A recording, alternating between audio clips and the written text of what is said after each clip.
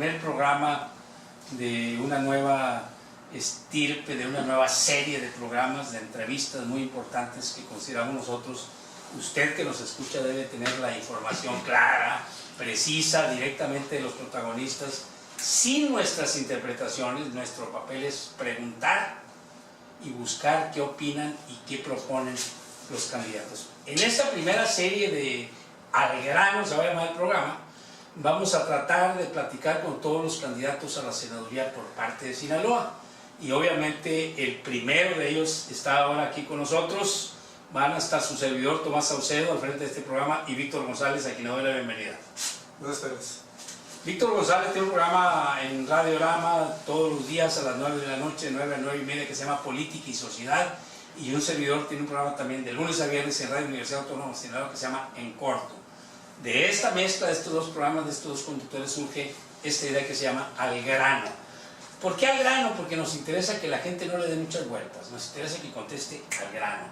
Y bueno, el primer invitado de nosotros, que nos hizo el honor de venir aquí con nosotros al grano, es Héctor Melesio Bueno. Y lo primero, gracias por aceptar esta entrevista. No, al contrario, gracias por la invitación. Es un honor para mí inaugurar este programa. Los felicito a los dos, tanto a Víctor como a ti, Tomás. Y aprovecho para enviar un abrazo cariñoso a todas las personas que nos están viendo y escuchando en este momento. Maestro, niños y trabajadores, 2 días importantes que acaban de pasar y que hemos conmemorado en un lado, festejado en el otro. Los niños, que son el alma del país, pero también los trabajadores, que son los que producen bienes y servicios para que la familia viva mejor. ¿Cómo la ve usted? ¿Cómo la lleva con los unos y con los otros? Bueno, con ambos, para mí es de suma importancia una cosa u otra. Las niñas y los niños, la verdad que juegan un papel muy importante, y creo que en este momento es un momento crucial para nosotros, porque a las niñas y los niños los tenemos que preparar bien para un futuro. Ellos tienen que ser quienes tomen la estafeta nuestra, tienen que ser los futuros profesionistas, los futuros empresarios, tienen que ser los futuros generadores de nuevos conocimientos, los innovadores, los que van a desarrollar tecnológicamente. En pocas palabras, son los que nos pueden sacar del bache en que está metido en este momento el país, donde estamos creciendo en un porcentaje demasiado bajo, y eso nos está pegando durísimo, de tal manera que esto para mí es fundamental. Y cuando hablas de trabajo, pues el trabajo es lo que queremos nosotros. Siempre he dicho que la mejor vacuna y el mejor antídoto que puede existir contra la violencia es el trabajo, el empleo, desde luego, y la educación. Víctor. Sí, viendo datos, Héctor Melesio, datos que de la Comisión Nacional de Derechos Humanos y algunas comisiones que se han implementado precisamente para ver el problema de los niños a nivel nacional. Vemos que hay niños que trabajan, son 2,5 millones de niños que trabajan, pero también hay 20 millones de niños entre 9 y 17 años, niños y jóvenes, que alcanzan una suma terrible de 20.700.000 niños y jóvenes en esa edad. Imagínate, si nosotros hemos contemplado y siempre hemos convencido de que son el futuro de México, ¿qué hay que hacer ahí, Héctor Melesio, precisamente para implementar, pero realmente, políticas públicas para atacar ese problema, ese flagelo tan terrible? Porque si nos vamos a lo que son las, por entidades, vemos que Puebla y Nayarit son las que llevan el 14.5% de niños que trabajan, y así nos vamos recorriendo todo el mosaico nacional, y vemos que no aparece Sinaloa. Eso me reflejó una cosa importante, ¿no? Pero ¿qué hay que hacer? Bueno, son 2,5 millones de niños y niñas entre 5 y 17 años. Realmente los que están trabajando en este momento le quitas el gozo de la niñez, el hecho de que tengan que estar trabajando. Y aquí las políticas públicas principales tienen que ver sobre todo con el problema de la pobreza. Y digo con el problema de la pobreza porque aquí en México en este momento hay 53.5 millones de mexicanos que viven en la pobreza. Eso ya con las cifras maquilladas de Coneval y el INEGI, yo no les creo en lo absoluto, porque 2 años antes había 55.5 millones. Aquí en Sinaloa en el 2014 había 1.167.000 pobres, y de repente nos sale en el 2016 que son 930.000 nada más. En pobreza extrema aquí en Sinaloa había 155.000 en el 2014, y de repente con los datos maquillados, con cálculos, con diferentes parámetros, nos salen que son alrededor de 89.000 de 155.000. Perdónenme, pero yo conozco Sinaloa, lo recorro casi una vez por semana, voy a la sierra, voy a los campos pesqueros, estoy en las colonias populares, y que me perdonen, pero si esto fuera cierto, pues hay que premiar al anterior gobernador, porque es una disminución a Maloba, porque es una disminución. Imagínate que en Sinaloa en 2014 de 155.000 pobres son 89.000 en este momento en pobreza extrema. Sí, casi la mitad de bajar. Sí, o sea, pero ¿de dónde, Charcos? Si no ha llovido empleo, si no ha llovido dinero, si no hay derrama económica, ¿cómo? ¿Por qué esa presentación de esos datos? Porque hubo un pleito entre Coneval y el INEGI, sobre todo en la forma de sacar los cálculos. Incluso se tuvo que posponer casi un año la publicación de esos resultados, porque el INEGI no estaba de acuerdo con Coneval, o Coneval no estaba de acuerdo con el INEGI. Y en ese tenor, pues estoy dando cifras claras: 155.000 pobres en 2014, alrededor de 89.000 en el 2016. ¿De dónde? ¿Cómo? Pues esto no debe de hacerse, y mi punto de vista es que en ese entonces estaba como secretario de Desarrollo Social quien es el actual candidato a la presidencia de México del PRI, y a lo mejor querían presumir algo que no es cierto, que no es posible, porque México no ha avanzado. Es imposible superar la pobreza si no hay crecimiento económico, si no hay productividad, si no hay generación de empleo, si hay tanta violencia. ¿Cómo vamos a superar ese problema de la pobreza? Maestro, esto nos lleva entonces a un terreno interesante donde los políticos o los candidatos, o como queramos llamarle, no les importa mentir, maquillar los datos, siempre en aras de llegar al poder. Se ha perdido la vergüenza, sí. Ok, entonces si entramos a una pregunta que me parece interesante. Sí. Entonces son capaces de llamar pues al voto útil. Oye, si en lugar de dar quimioterapia dieron agua, ¿de qué no serán capaces? Sí. ¿No? Entonces, si en los últimos tiempos hay un reporte de hace alrededor de un mes en donde no hay abastecimiento de la vacuna para hepatitis B aquí en México, y se lo tienen que aplicar a los recién nacidos, y se calcula que son 1,5 millones de niños que no les aplicaron la vacuna contra hepatitis B, y que esa gente, esos niños, si adquieren el virus, corren el riesgo de que en la adolescencia tener cirrosis hepática, tener un cáncer hepático. De tal manera que estas son cosas que no debieran de pasar, y pasan. No es posible. ¿Qué hay que hacer? ¿Qué hay que hacer? Al grano, ¿qué hay que hacer al grano? Definitivamente lo que hay que hacer aquí es que ya no sigan los que están. Punto, al grano. No, para eso vienen las elecciones, y si nosotros queremos que pasen cosas diferentes, que haya resultados diferentes, no podemos con la misma gente. Que ya no sigan los que están. ¿Estamos hablando a nivel nacional nada más? A nivel nacional. Porque la mayoría de los candidatos en todo el país, sí hay caras nuevas, pero la mayoría de los candidatos son los mismos. Por ejemplo, en las coaliciones, los que están con uno, con otro y con otro, finalmente son los mismos equipos que han brincado de un grupo a otro grupo a otro grupo.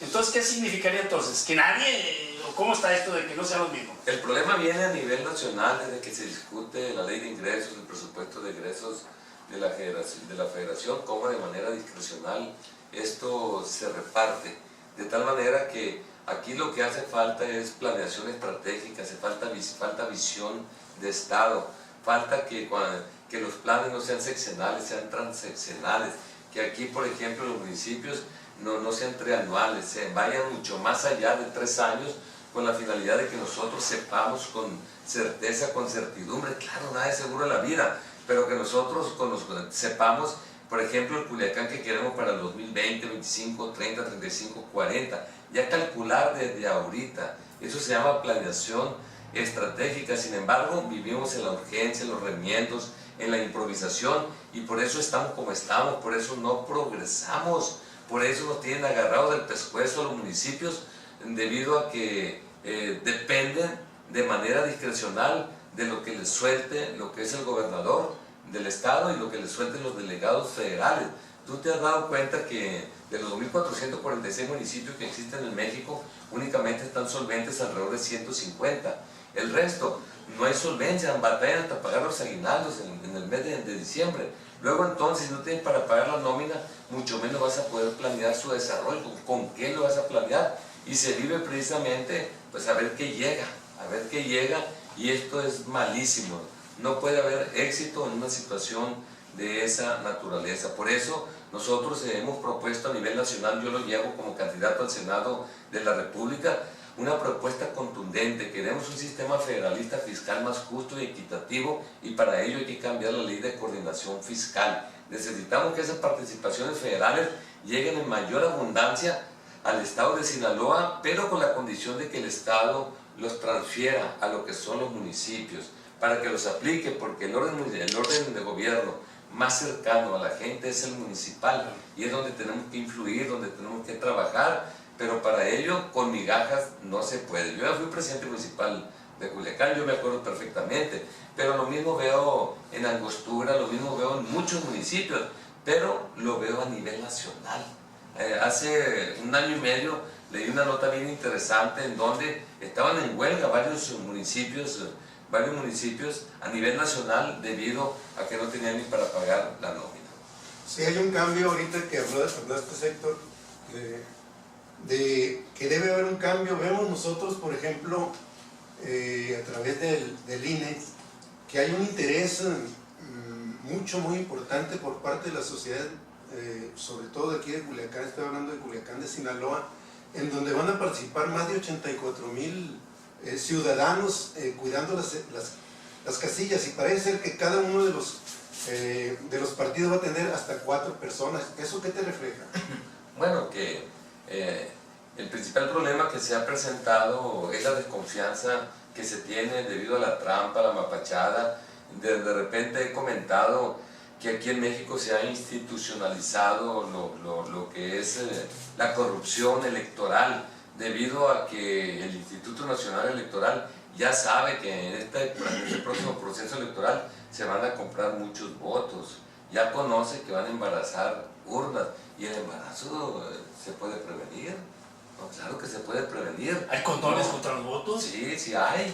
No, aquí, ¿de qué se trata? De que haya voluntad política. Es el principal preservativo que hay. Es el preservativo de la voluntad política de los ciudadanos. De los ciudadanos, pero que esté en contubernio, que hace que haya complicidad de parte del INE, de ese instituto que es autónomo y que debiera de tomar las medidas pertinentes para que no haya trampa en el proceso electoral que viene. ¿Por qué? Porque la ciudadanía precisamente está muy escéptica en el sentido de que ya no cree en los resultados.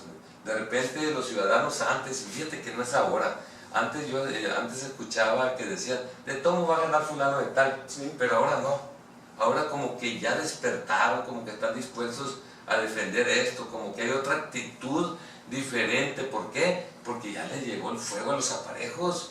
Esa es la realidad. Yo de repente he tocado una puerta y nunca se me va a olvidar que una señora me dijo, no, lo único que queremos es que no nos sigan matando a nuestros familiares. Imagínate una respuesta de esa naturaleza, te deja helado. ¿Por qué? Porque pues es lo último, la violencia de los malos gobiernos. Los malos gobiernos siempre hay un indicador que los puede evaluar, que es la violencia, porque la violencia viene por la falta de trabajo, por la pobreza, por la desigualdad social, ¿no? Y sobre todo por la falta de oportunidades para las y los jóvenes, que esto juega un papel fundamental, la falta de inversión en ciencia y tecnología, en educación, en cultura, en deporte, etcétera, etcétera, etcétera. Pues usted Aquí tiene hay un fenómeno, sí. Disculpa, hay un fenómeno que yo estoy viendo y quiero compartirlo con nuestros amigos de Facebook, en el sentido de que en esto que yo estoy platicando con Héctor Melesio, en el sentido de que hay más de 84,000 ciudadanos, 84,700 ciudadanos interesados en participar en las elecciones, veo una cosa que me llama mucho la atención, que son los millennials. Son de 30 años para abajo los que están más interesados, y eso a mí me parece mucho. Sí, porque nunca se había dado. Nunca se había dado. Nosotros estamos viendo desde hace varios años, 10, 15 años, cuestiones inéditas aquí en las cuestiones de tipo electorales, ¿no? Y eso a mí me parece muy fundamental, porque aquí quienes hacen los cambios pues, son precisamente los jóvenes, ¿no? Definitivamente, Víctor. Jóvenes entre 18 y 29 años, hay 26,5 millones aquí en México, son los que van a inclinar la balanza.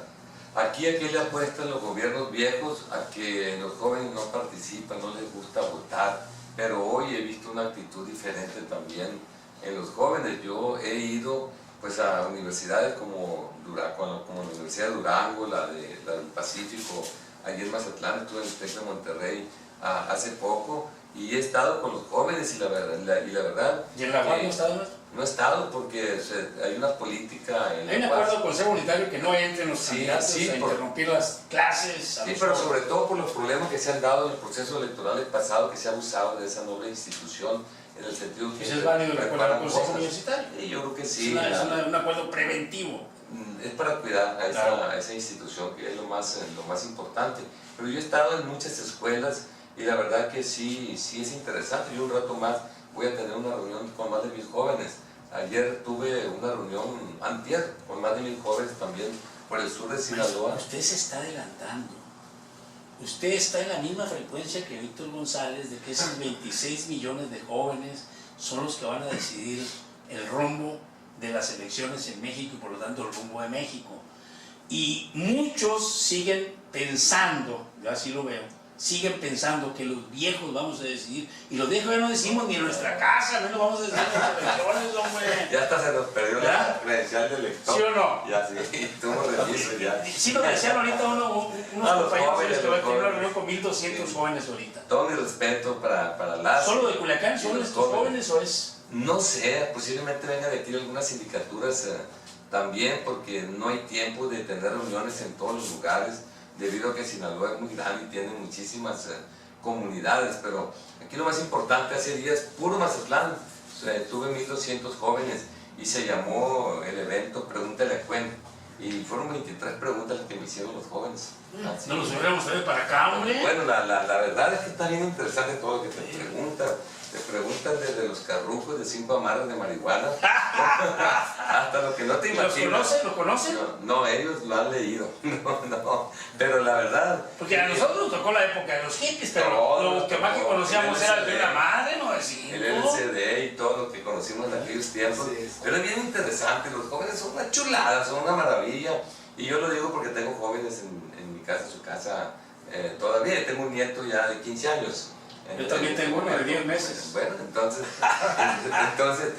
está bien, no voy a competir contigo. No, está bien, me ganan, tiene un montón de nietos, yo no los tengo. Doctor, pero ¿qué hay para los jóvenes en el Senado con Cuen? Bueno, el principal... Para los jóvenes y los niños. ¿Qué plantea? Aquí no hay que enredarnos mucho, ¿no? Hay una ley que es de niñas, niños y adolescentes, donde ellos tienen derechos muy claros en todos los sentidos, y hay que cumplirla, primero. Segundo, en el caso de las y los jóvenes, para mí es muy importante, sobre todo, que tengan oportunidad de dos cosas.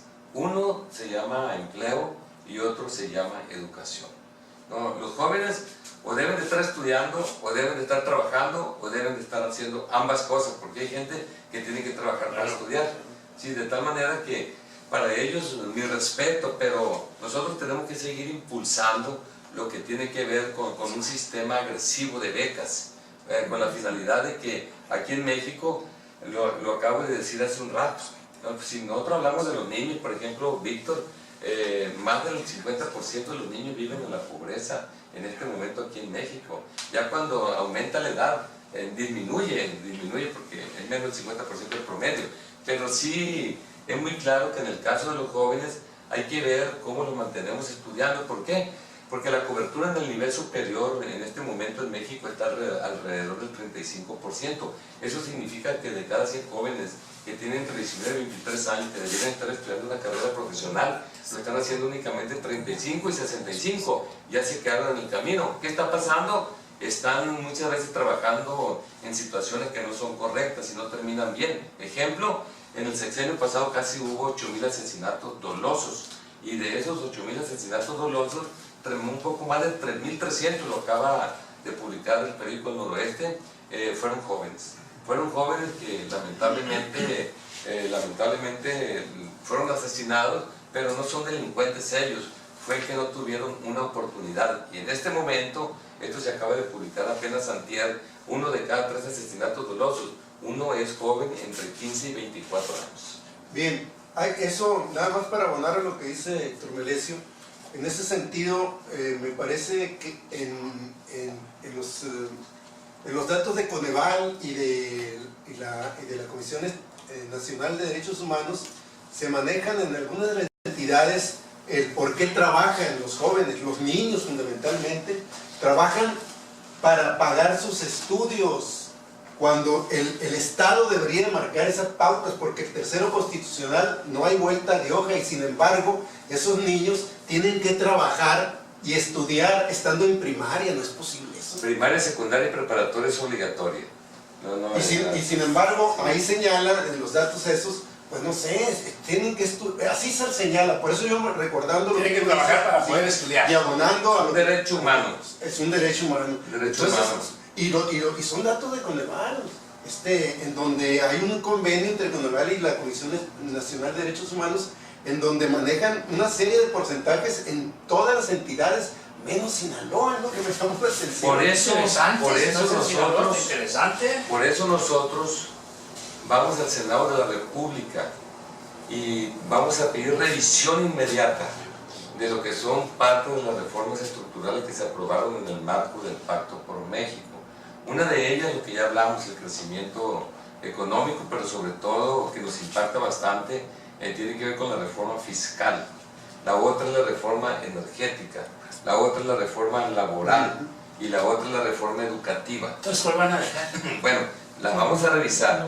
No queremos que desaparezcan, queremos que se instrumenten como deben de ser, porque es jugar al tío Lolo.